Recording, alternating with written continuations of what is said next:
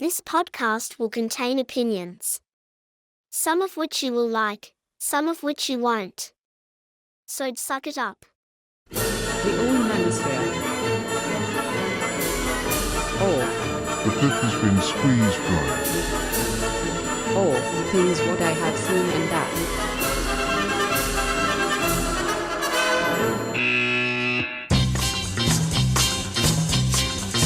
Listening to an old man trapped in a world he no longer understands.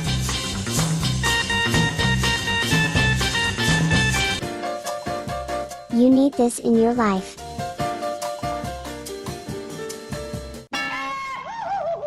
The Odyssey. Christopher Nolan's version of the Odyssey.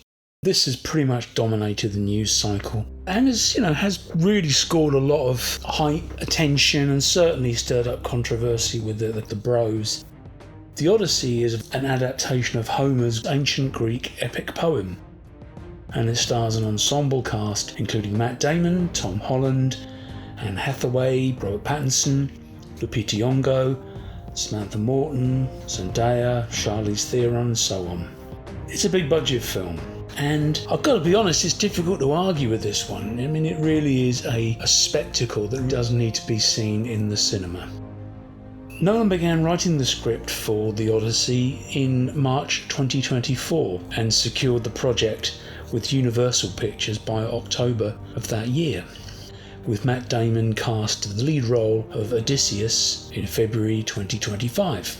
Nolan studied several translations of The Odyssey, and the film is a kind of construct of different perspectives on that original poem. In the film, what he does is he depicts a realistic interpretation of Greek mythology, and he draws inspiration from films such as Andrei Rublev by Tarkovsky and Kurosawa's Ran. And it's probably notable, especially when you get to sequences with the Cyclops, Polyphemus, that Ray Harryhausen, the great stop-motion animator, casts a long shadow. The film came in with an estimated budget of $250 million. It is among the most expensive films of Nolan's career, and what is interesting as well is this is the first feature film to be shot entirely on IMAX 70mm film cameras, which has been a long-held ambition of the director. What's great about The Odyssey is that it feels tactile, it feels physical, it feels grounded. We are reminded in this age of AI and CGI saturated films, nothing works quite as well as real people in seemingly real jeopardy, filmed in an exciting setting with good actors. What I liked about it, and I think what I really enjoy with a lot of Nolan stuff, is nothing is over-designed. He's really quite a traditional filmmaker, isn't he, really, if you think of some of his films across his massive back catalogue. And it shares a sense of taste, an intelligent approach to aesthetics. The thing is, Kubrick knew this, and Nolan gets compared to Kubrick a bit, which I think is unfair. But like Kubrick, Nolan has taste. He keeps the image simple and compelling, and it penetrates the psyche, allowing that image to linger. And that's really where you get those great iconic shots from Kubrick, actually from Spielberg as well, to be honest. Usually images which are quite simple. Nolan understands entirely that clutter diffuses interpretation. Keep the image simple and compelling, and it penetrates the psyche, allowing it to linger. The most effective sequences, certainly I think, are the ones set in open, broad spaces, which, if you describe them to someone, probably sound like they wouldn't work. I'm thinking of the moment when Odysseus takes his men to Hades, the scenes that are interspersed throughout the film between Matt Damon and Charlize Theron as Calypso.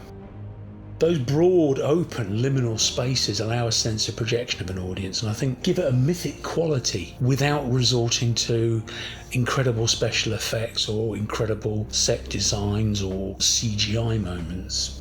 More detail, the more we supply the imagination to fill that space. My only qualms about the film is, well, perhaps it's a bit too starry in places. I can't help feeling Tom Holland, who's a pretty solid actor, let's be fair, really jarred for me. And it takes a little while for you to acclimatise the fact that we've got lots of stars rolling out one after the other, Holland, Berthnell, Damon, etc. and so forth. But for me, the standouts are Himesh Patel, a really villainous and a quite slimy Robert Pattinson, Samantha Morton, Anne Hathaway, and especially John Leguizamo are all absolutely ripe for award territory.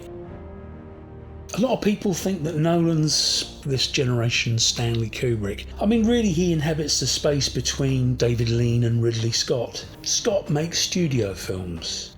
He makes films to be shown in multiplexes. Nolan may bring a kind of art house sensitivity and care to his films, but his films come in on budget, sometimes ahead of schedule, and they work very well within the system.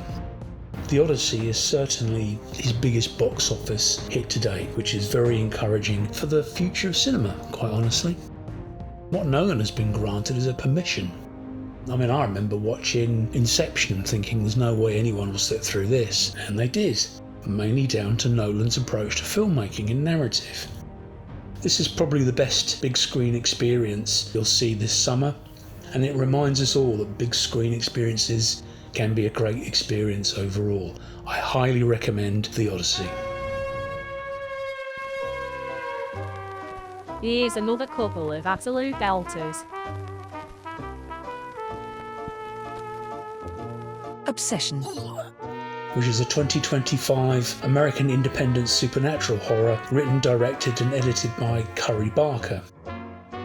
The film follows Bear, who's a music store employee who buys a supernatural toy that grants his wish for his friend to fall in love with him, resulting in horrific circumstances. It was shot in Los Angeles in October 2024 for $750,000, and it's the YouTube sketch comedian Barker's second film, after Milk and Cereal, and his first to be released in theatres. The film has been a critical and commercial success, so far grossing $443 million worldwide, setting multiple box office records as the 7th highest grossing film of 2026. This is a perfect example of this new wave of burgeoning horror films that indie directors are constructing for themselves quite modestly and controlling the concepts. Some of the best independent films of the last 2 years have been horror films, and I think we are seeing a resurgence in that genre. I don't think it's any surprise that established indie outlets like A24 and Blumhouse have profited from investing in really good, tight ideas. I don't want to give anything away about Obsession, but it's brilliant and you'll love it. It doesn't cop out and it tells its story in a very effective way, and it is really unnerving in places. Please go and see it if you can. I think it's just hit streaming. Obsession. Exit 8.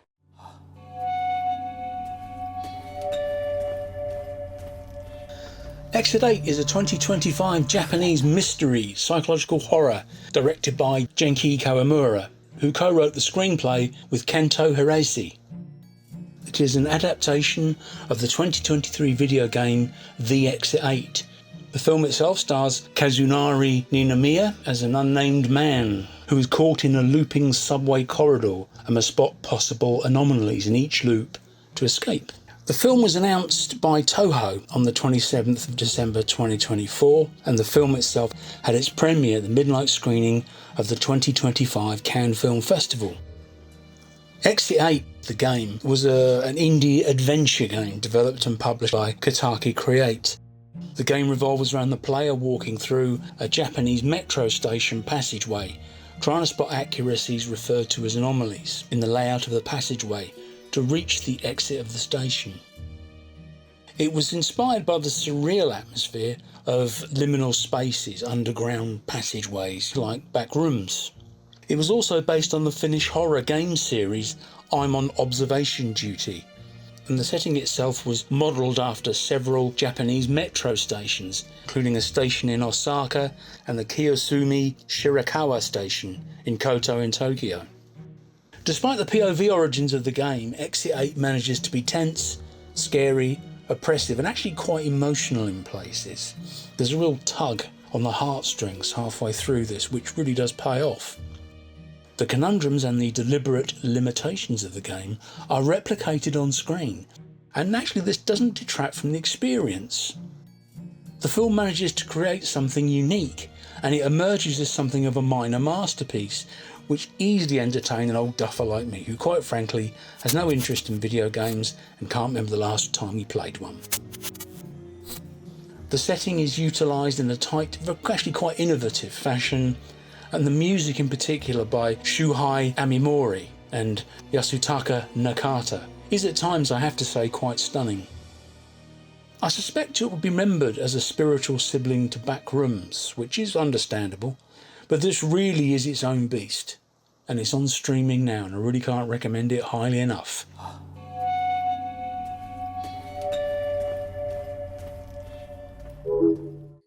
If you absolutely have nothing better to do. Must be something to puncture my thickening shield of numbness.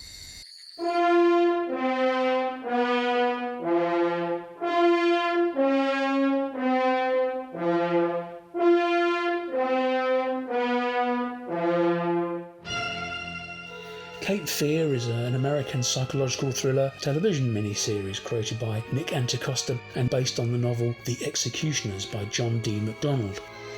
It's a novel which I haven't read. And its film adaptations which followed in 1962 and 1991.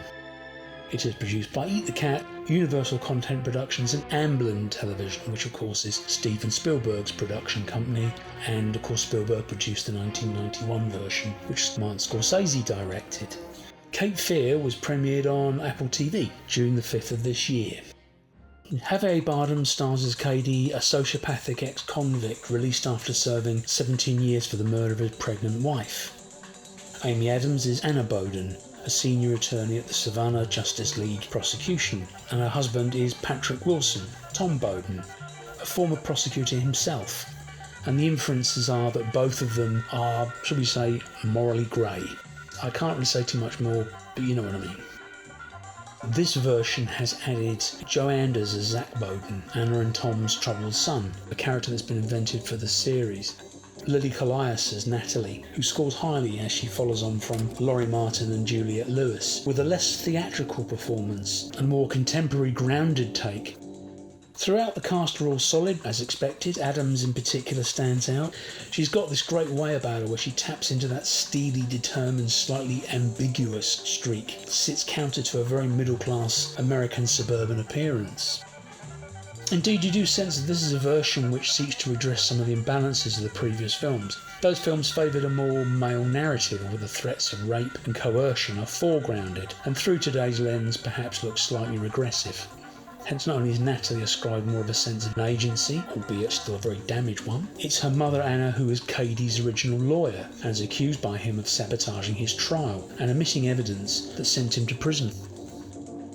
It's relatively superficial, gripping pulpy fun that honours its origins and is actually beautifully filmed and colour corrected. I'm on the fence for several reasons on this one. One of the main problems for me is the weekly referencing back to the 1991 Scorsese version that sometimes clunks so hard that it continually takes you out of the narrative. Images, lines, shots, colours and even music from the previous version are all dropped in at usually inappropriate moments. As though to say, look, it's a bit like the original. You all remember that one, don't you? As though the audience is comprised of adult amnesiacs. I can't believe this is something Spielberg and Scorsese would insist on, to be honest, as a way of preserving their cinematic legacy, but it's really heavy-handed and quite jarring. Now, I can't think of many actors that could have played Max Cady, and Javier Bardem is pretty much perfectly cast. I can't think of many actors that could have pulled this off really in quite the way that he does here. His saturnine, grinning presence, of course, acts as a cover for his true nature, a bitter, raging, animalistic figure, out for vengeance and clearly happy to use his charm and charisma to infiltrate and erode the already fragile ties within the Bowden family. But for me, it's Cady that's the problem. His version has more in common perhaps with the novel's take on the character, and through Bardem's obvious masculine presence invokes Robert Mitchum more than De Niro's supercilious white trash Superman. A comic book-like take that may well have been, but De Niro's Cady suggested a real overtly sexual threat. As with De Niro, there was a sense of marrying a fundamentally religious narrative to this unrepentant and ubiquitous psychopath. But in this version, it lacks this real sense of fever dream insanity that was ascribed to Scorsese's protagonist. Also, in probably answering Bardem's call for a more complex, nuanced depiction of Cady to separate him from the previous iconic versions. Thus we get levels of psychological depth outlined across the episodes, and a story of a grim family dynamic that underpins his shadowy origins. And for me, here lies the issue, in that I don't really want to see a vulnerable Max Cady spooked by his parents as a victim of trauma.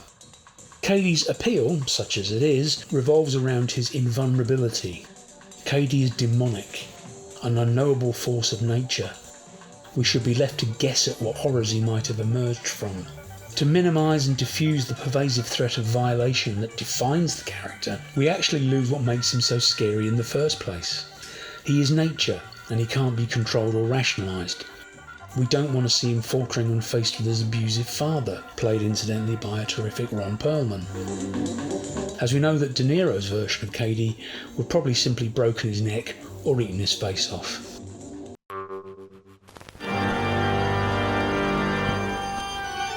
It's not for you, Grandad.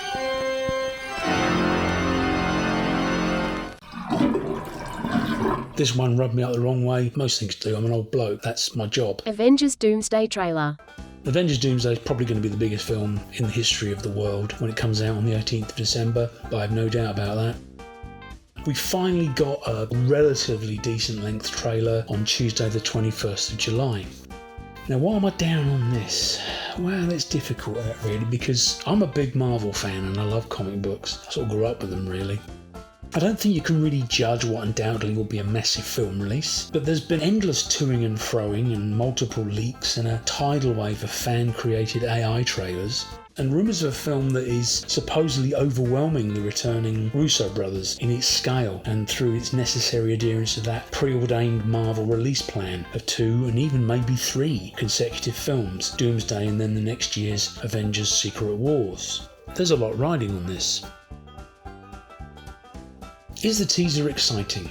Does it meet the expectations placed on such a behemoth of a film project, constructed to beat the last 2 Avengers films, Infinity War and Endgame? For me, no. Firstly, it's always worth noting that Marvel films are written and filmed on the hoof, so any trailer would have to be an exercise in careful editing, so as not to mislead fans and supply material that will bear no relation to the finished product once released. Also, the films are now pretty much green screen projects, whereas CGI is either half finished, non-existent, or even set to appear in a different form when the film is locked down. That's why you tend to find that a lot of these trailers get better and better the nearer they get to the release, because the CGI is better and more of it is complete and available to see. So basically what we have here is a compendium of the 4 very early teaser trailers put online at the beginning of 2026. Plus several sequences which have been described by fans and insiders across trade events and conventions. Here we get to see Thor take on Doctor Doom. We get to see and hear Doctor Doom, finally. We also get Namor, the Submariner, we get the new Black Panther, Gambit, Shang-Chi, Thunderbolts, glimpses of Ant-Man, and some of the Sony Fox X-Men lineup. We get a bit more Fantastic Four footage, and a new shot of Chris Evans as Captain America. Or as fans are going, is he really Captain America? For me, the good bits, well, I like Robert Downey Jr.'s Eastern European accent. Feels like we're getting a proper, authentic Doom. The Doom outfit looks legitimate. There's a lovely staring moment, which is pure Kirby as he glowers at Thor. We get Loki. Chris Hemsworth looks like he's putting in a solid shift. And we see James Marsden in his 1990s Cyclops outfit going full postal with massive optic beams. The rest, well, it looks like CGI to the hilt, really. The visuals are dull, dark and lacking distinctiveness for me. In the TV shows, the MCU heroes face off in fields and warehouses. In the films, it's usually a wasteland of indeterminate origin. To be really honest, the action looks cliched now. And I wonder if the superhero film has been Nolanised once again. Because after sitting through physicality, jeopardy, sweat and grime in the Odyssey, Doomsday pretty much looks like every Marvel film since Endgame. And it's a reminder that the multiverse was actually a pretty bad idea, underthought and lacking discipline. This also extends to the endless green screen work and the tepid CGI. After all, what's scored with a Fantastic Four, whether you liked it or not, is that its sub-Kirby, Jetson-era aesthetics and breezy first half made it look, yes, artificial, but also different to most MCU films. But this is early days for the film's trailer campaign. One can't help feel that Doomsday looks very last decade. This film is supposed to be the culmination of an entire MCU journey before everything is subsequently rebooted after Secret Wars. It's supposed to be the jewel in the crown, not just more of the same. Maybe the insistence on shedding A-list directors and making the films up as they go along might be adding to this sense of impending doom. So yeah, a little bit underwhelmed, but as I said, maybe the trailers will get better. It's a massive undertaking. 2 3-hour films, all of which are supposed to tie up pretty much everything we've seen so far in the MCU and go for a reboot. What we see in the trailer is okay. We'll see. So you're going to love it! Media Mulch.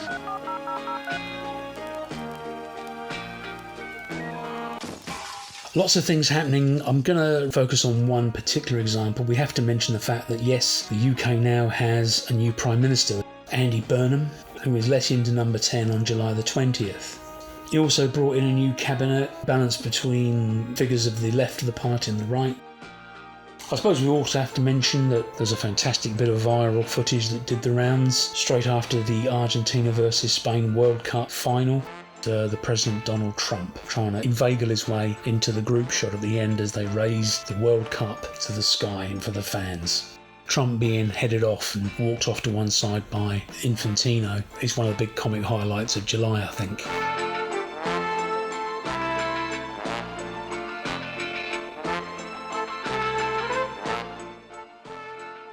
There were more UFO files released, 4 tranches of glowing balls, orbs, dots, and the odd weird shot that no one can make sense of.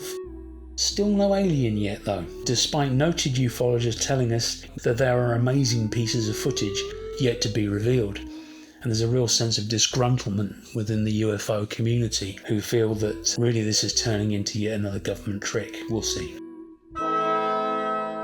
The big news, I suppose, really was the death of Sam Neill, brought down by ill health after a long struggle with cancer. Sam Neill died on the 13th of July. I must admit, I don't think I've ever seen such an outpouring of genuine, spontaneous, collective and sustained online grief. It's quite clear that Neill touched millions and seemed to me both a positive and yet tragic example of a recent media narrative. Sir Nigel John Dermot Sam Neill, born on the 14th of September 1947. A New Zealand actor who was known mainly as a leading man in film and television, received nominations for 3 Primetime Emmy Awards and 2 Golden Globe Awards. He was appointed an Officer of the Order of the British Empire in the 1991 Queen's Birthday Honours for services as an actor. But if you look at Neill's filmography, it's just so impressive. He achieved recognition with his appearance in the film Sleeping Dogs in '77, there was My Brilliant Career, Final Conflict, the Last Omen film of the first trilogy, The Great Possession, Dead Calm, Hunt for Red October, Until the End of the World, The Piano, Mouth of Madness, Event Horizon, the woefully underrated The Dish, and of course Alan Grant in the Jurassic Park films, a role he reprised in Jurassic Park 3 and Jurassic World Dominion.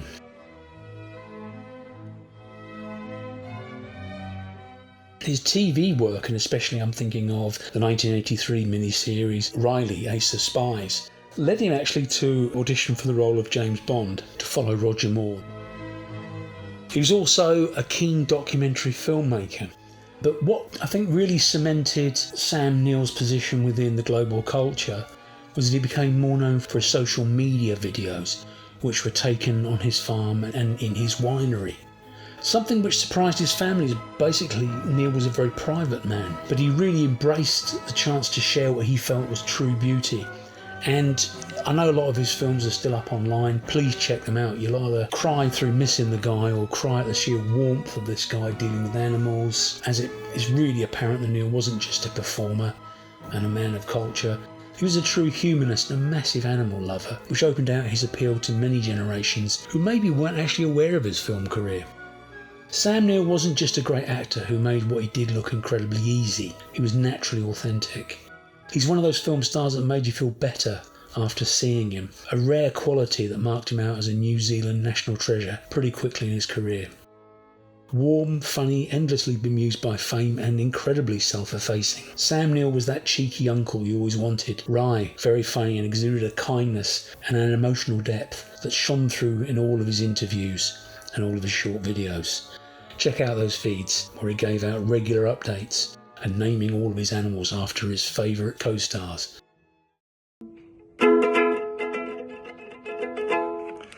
So as you see, I don't really sing, and I certainly don't play the uke, but what else are you gonna do?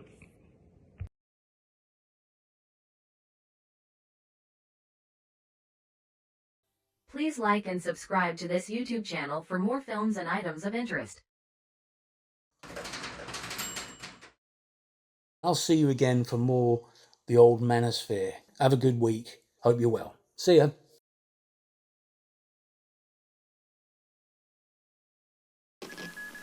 You might want to go yourself.